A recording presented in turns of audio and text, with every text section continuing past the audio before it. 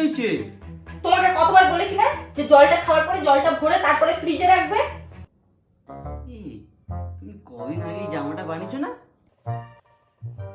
হ্যাঁ, এই তো কদিন আগেই বানালাম। তোমার গায়ে কিন্তু খুব সুন্দর মানিয়েছে এই জামাটা। হ্যাঁ, আর হ্যাঁ, তুমি মেকআপ করেছো না, তার জন্য তোমার মুখটা খুব গ্লেজ দিচ্ছে না?